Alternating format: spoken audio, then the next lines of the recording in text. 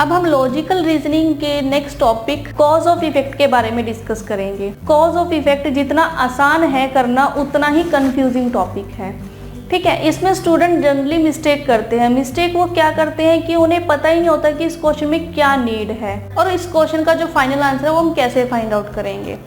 Cause of effect में क्या होता है, कॉज ऑफ इफेक्ट में हमें दो स्टेटमेंट दी होती है और उन दोनों स्टेटमेंट को हमने रीड आउट करना होता है और ये डिसाइड करना होता है कि इनमें से कौन सी स्टेटमेंट कॉज है और कौन सी स्टेटमेंट इफेक्ट है, ठीक है। या फिर दोनों स्टेटमेंट यहाँ पर कॉजेज हैं और या फिर दोनों स्टेटमेंट यहाँ पर इफेक्ट्स हैं, और यहाँ पर हो सकता है कि दोनों ही statement effect of common cause हो। तो यहाँ पर हमें जो स्टेटमेंट्स हैं उनमें कॉज और इफेक्ट फाइंड आउट करना है कि कौन सी स्टेटमेंट कॉज है और कौन सी स्टेटमेंट यहाँ पर इफेक्ट है। अगर हम ये फाइंड आउट कर लेते हैं तो हमारे लिए इस क्वेश्चन का आंसर देना इजी हो जाएगा। इस तरह के क्वेश्चन को करने की सिर्फ एक ही टिप है कि आप इस पर अच्छे से प्रैक्टिस करिए, ताकि अगर आप प्रैक्टिस करेंगे तो ही इस तरह के क्वेश्चन को सॉल्व कर पाएंगे। तो आइए इससे रिलेटेड कुछ एग्जाम्पल्स देखते हैं। डायरेक्शंस दी हुई है, हमें इंफॉर्मेशन दी हुई है क्वेश्चन से related. Below of the each question are given two statement A and B.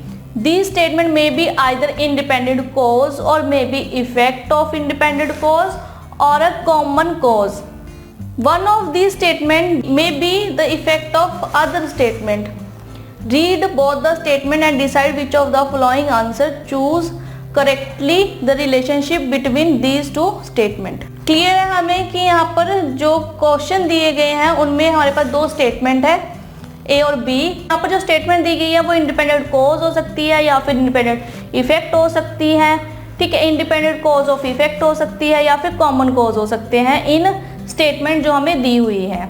Statement read करनी है और हमें ये बताना है कौन सा करेक्टली आंसर होगा, और हमें यहाँ पर नीचे ऑप्शंस दिए हुए हैं। तो यहाँ पर ऑप्शन है mark answer A if statement A is the cause of statement B is its effect. तो यहाँ पर ऑप्शन ए है कि हमने मार्क करना है ऑप्शन ए को अगर स्टेटमेंट ए जो है वो कॉज है और स्टेटमेंट बी जो है वो उसका इफेक्ट है। सेकेंड ऑप्शन है यहाँ पर B, mark answer B if statement B is the cause and statement A is its effect. Clear है। Mark answer C if both the statement A and B are independent cause, ये भी clear है।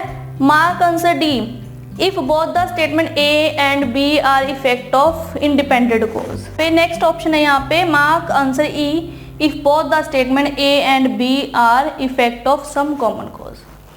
ठीक है, तो आइए हम questions करते हैं ताकि हमें क्लियर हो सके कि हम इस तरह के क्वेश्चन को कैसे सोल्व कर सकते हैं। फर्स्ट क्वेश्चन है यहाँ पे जहाँ पर हमें स्टेटमेंट्स दी हुई हैं, दो स्टेटमेंट्स है A and B। The government has increase number of buses playing between Mumbai and Surat. Second statement यहाँ पे the government has allowed private bus owners to operate between Mumbai and Surat. तो यहाँ पर हमारे पास दो स्टेटमेंट है, जहाँ पर फर्स्ट स्टेटमेंट में जो गवर्नमेंट है उसने मुंबई और सूरत के बीच में नंबर ऑफ बसेज है वो इंक्रीज की है, ठीक है। और सेकेंड स्टेटमेंट में गवर्नमेंट ने अलाउड किया है प्राइवेट बस के ऑनर्स को कि वो मुंबई से सूरत के बीच काम कर सकते हैं। यहाँ पर अगर हम दोनों स्टेटमेंट को देखें तो यहाँ पर दोनों स्टेटमेंट में कॉमन कॉज है। सेम कारण है यहाँ पर कि गवर्नमेंट ने अलाउड किया है बसेस को इंक्रीज किया है और प्राइवेट बस के ओनर को भी अलाउड किया है कि वो मुंबई से सूरत के बीच काम कर सकते हैं, ठीक है। यानी कि यहाँ पर जो दोनों स्टेटमेंट का कॉज है वो कॉमन है, ठीक है। तो यहाँ पर हमारा जो आंसर होगा वो होगा ऑप्शन ई।